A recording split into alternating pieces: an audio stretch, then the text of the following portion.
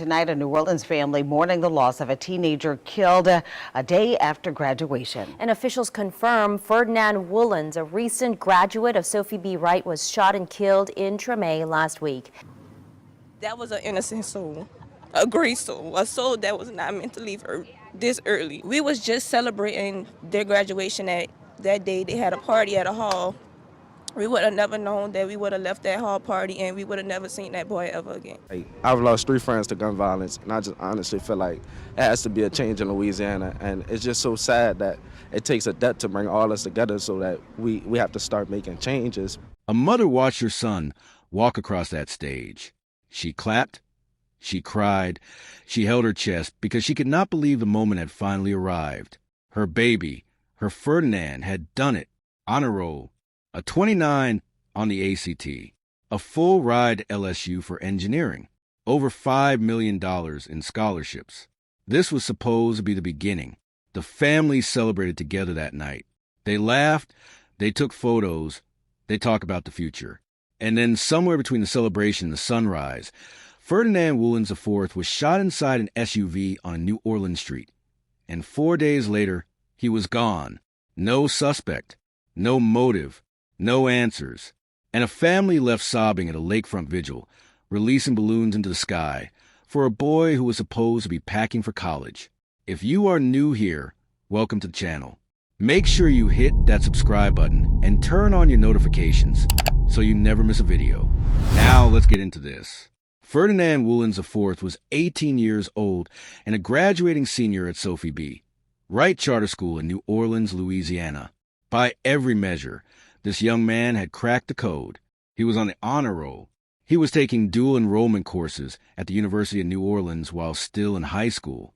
His school had just celebrated him on social media 2 weeks before his death for scoring a 29 on the ACT, in a state where the average score is 18.4. Let that sink in for a second. He nearly doubled Louisiana's average. His parents confirmed he had secured a full ride LSU to study engineering, and beyond that, he had earned over $5 million in total scholarship offers. $5 million. This was not a kid who slipped through the cracks. This was a kid who climbed every wall they put in front of him.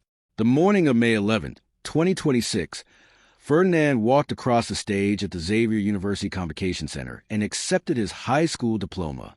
His family was there. His sister Virginia was there. His teachers, his coaches, the people who watched him grow from a curious kid to an exceptional young man. They were all there, by every account. It was one of the best days of his life, and one of the best days for everyone who loved him. Now here is where I need you to stay with me, because this is where everything changes. Following his graduation ceremony, Ferdinand attended a late-night celebration party. He was 18. He had just graduated.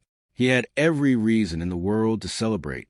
At approximately 2:38 in the morning on May 12th, the New Orleans Police Department received a call about a shooting in the 1500 block of North Dubigny Street, at the corner of North Dubigny and Lapierau Street in the Treme neighborhood. When officers arrived, they found Ferdinand Woolens seated inside an SUV, suffering from gunshot wounds. New Orleans EMS rushed him to a nearby hospital. He was alive but critical. For 4 days, his family sat in that hospital and prayed. For 4 days, the same hands that clapped for him at graduation were now folded in prayer at his bedside. On May 15th, 2026, Ferdinand Woolens IV lost his fight. The case was officially reclassified as a homicide. And as of today, the New Orleans Police Department has not publicly identified a single suspect. They have not disclosed a motive. They have not said who else was in that SUV. They have not told this family or this community anything. So let me ask you something. How does a young man with a full ride to LSU get shot and killed the night of his graduation, and 10 days later, nobody has been arrested? That question is sitting heavy on a lot of people right now. And I want to be clear, I am not here to drag Ferdinand's name through the mud or speculate about who he was as a person.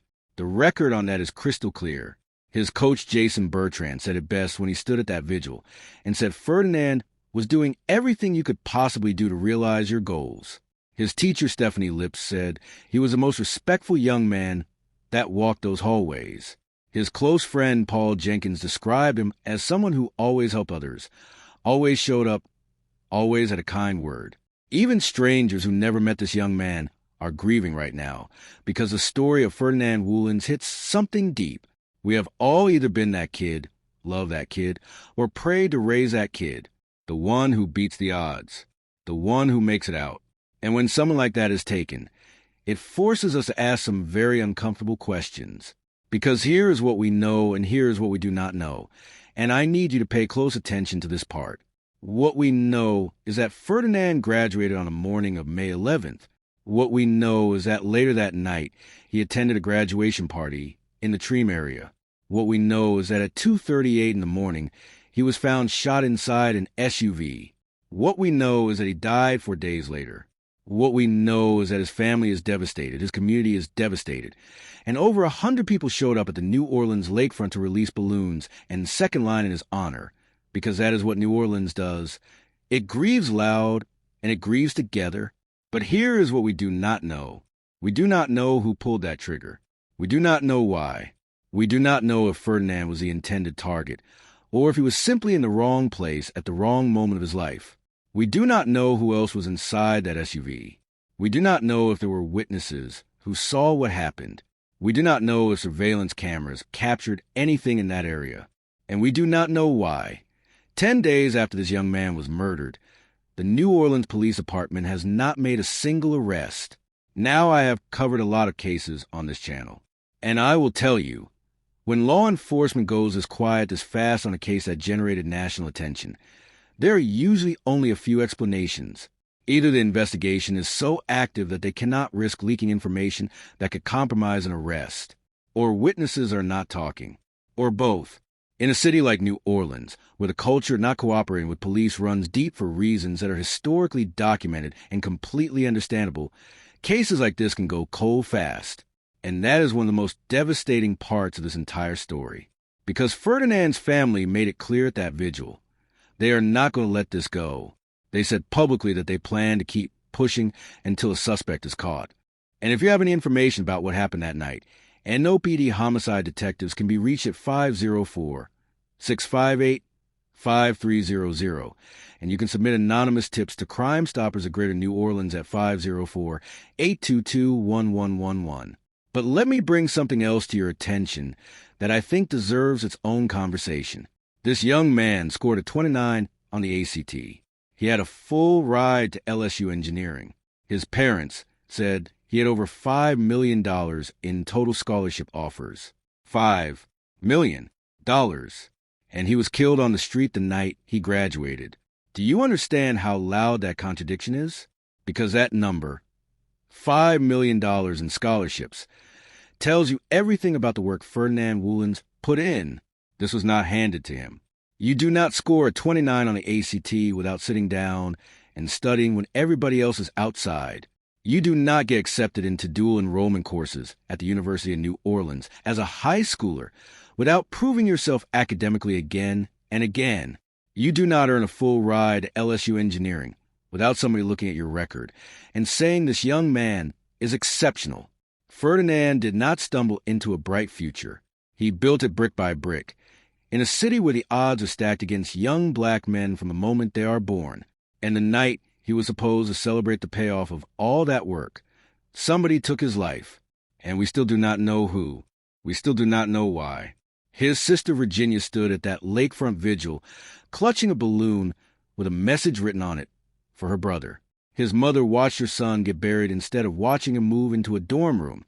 His father, who confirmed every scholarship, every achievement, every milestone, now has to live with the fact that Ferdinand made it further than most and still did not make a home.